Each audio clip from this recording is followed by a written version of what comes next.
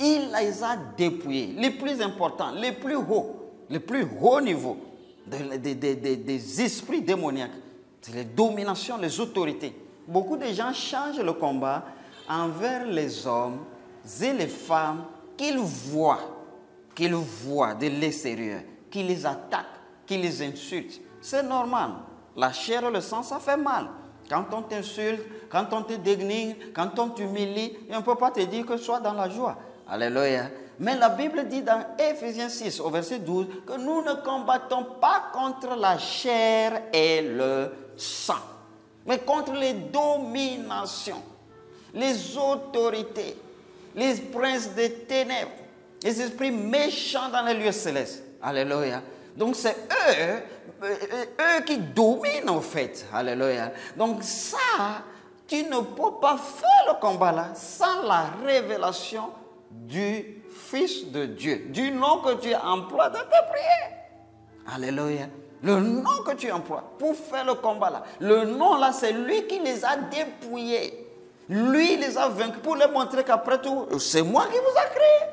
Alléluia. Et il a mis fin à leur domination. Il a mis fin à leur influence par la croix. Alors quand tu écoutes la parole, l'évangile, et que cette révélation te frappe, tu verras que la foi qui ne joue jamais, la foi qui démontre toujours en ce que tu espères, qui démontre, qui amène sa réalisation, amènera toujours la chose à réalisation. Parce que les noms, la révélation du nom, la révélation du Fils de Dieu ou du Dieu que tu adores, c'est ça la puissance qui est derrière ton invocation. Puisque quand tu reçois sa révélation, c'est comme tu le connais en fait. Tu le connais et ça fait que tu l'aimes. Amen. Ça fait que tu l'aimes davantage. Et quand tu invoques son nom, la puissance qui jaillit, c'est conforme à l'amour que tu as pour lui. C'est pourquoi il nous faut la révélation de la personne. Il nous faut le connaître. Alléluia. C'est ça qui fera brûler l'amour. L'amour pour lui. Ça va brûler dans le cœur. Ça va brûler. Nous l'aimerons davantage. Alléluia. Que le nom du Seigneur soit béni. Oui, et que Dieu vous bénisse richement. Vous qui m'écoutez en cette heure, toi qui m'écoutes, tu es béni.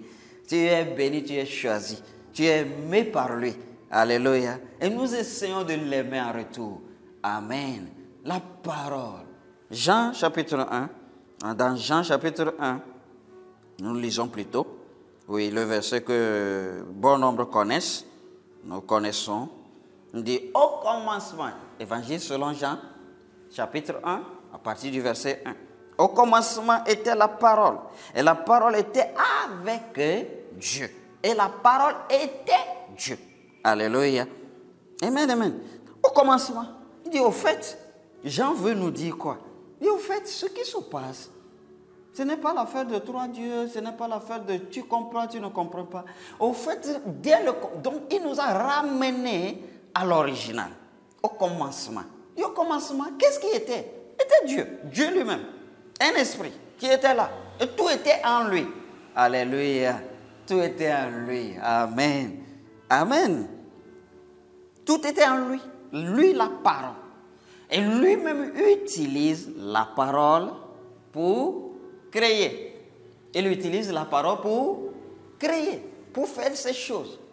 Il soutient toutes les choses par sa parole puissante. Sa parole qui est lui-même. Vous voyez que c'est révélation. Alléluia. Sinon, comment est-ce que la parole là est lui-même encore? Amen. Parce que la parole là, si elle est de Dieu, la parole de Dieu, il y a une puissance. Pas une puissance. C'est-à-dire le tout-puissant. Leur toute puissance est derrière la parole.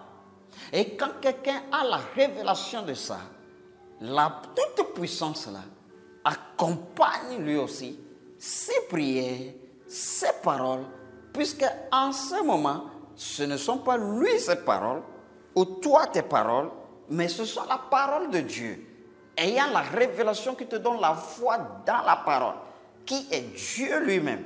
Amen. Quand on descend un peu au verset, disons 13, 14, il est venu chez les siens ne l'ont pas reçu. Amen.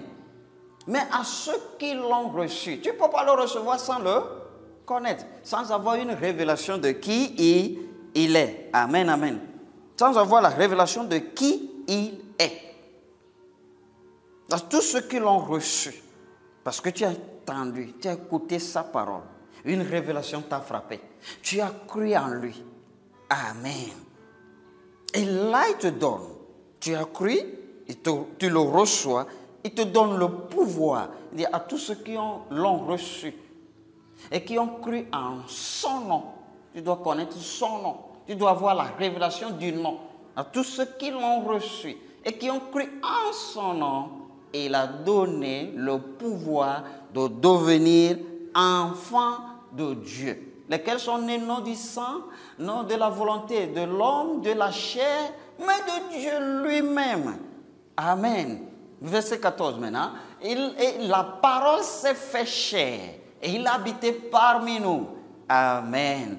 Nous l'avons touché. C'est ça Jean nous a dit. Donc il nous a ramené au commencement, remonté, parlant de cette lumière, parlant de la personne, alléluia, qui il était, comment il est devenu, que au fait la parole là qui était Dieu, que Dieu utilisait, c'était ça, lui-même. Il est seulement devenu chair. Amen, amen. Alléluia. Amen. Que Dieu vous bénisse. J'espère que quelqu'un me suit et quelqu'un comprend à fond. Quelqu'un reçoit déjà la révélation. Que Dieu te bénisse et qu'il te donne encore plus de révélations. Alléluia, plus de révélations sur la parole que tu écoutes. Reçois la révélation sur le Fils de Dieu au nom de Jésus-Christ. Amen. Alléluia. Amen. Donc au commencement, le commencement, comment ça s'est manifesté selon l'histoire? Nous retournons un peu en Égypte. Alléluia. En Égypte, ils les suivaient. On peut les appeler nos pères. Amen. Les pères qui étaient en Égypte, les pères. Dans ce moment, il y avait Dieu, voilà le grand Jéhovah qui les accompagnait. Voilà, en Israël, les Israélites, les Juifs connaissent, ils ont une appréhension de la personne, de qui il est. Amen, ils ont une appréhension. Et Paul, étant Saul, dans ses études, sait qui il était. Il sait qui Dieu l'a été. Alléluia. Amen. Amen, amen. Si nous retournons un peu dans l'histoire, Paul, étant juif, étant israélite, étant théologien, grand étudiant, connaît, il sait qui il était. Amen. Mais quand la parole s'est fait chair, il ne savait plus. Amen. Il ne savait plus ce qu'il était.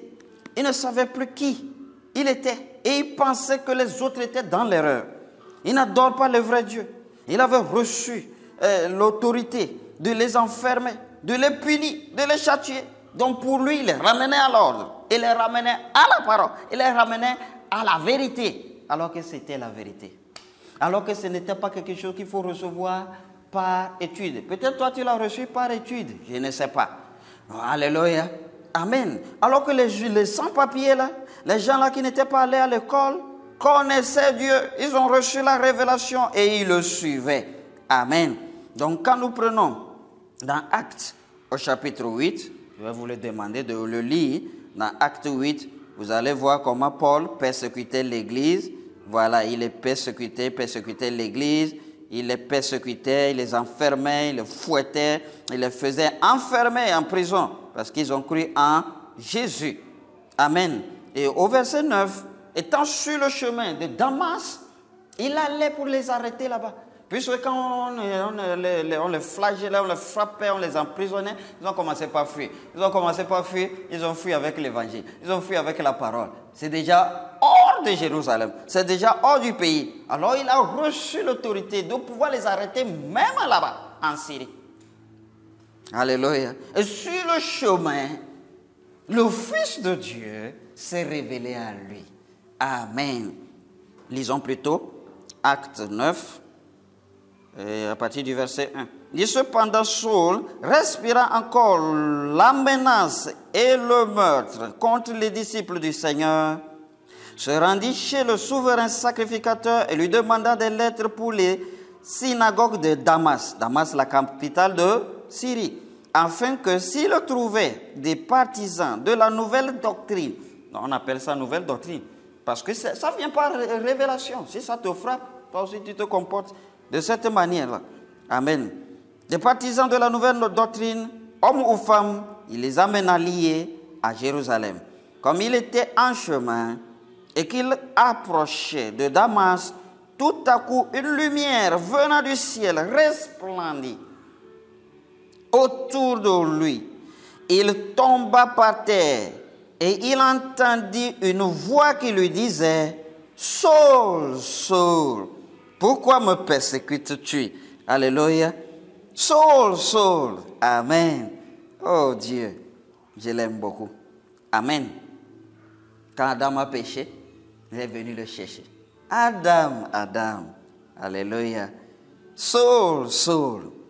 Alors Saul, ayant vu cette lumière resplendir autour de lui, alléluia, et l'ayant frappé, il est entré en lui-même. Qu'est-ce que c'est?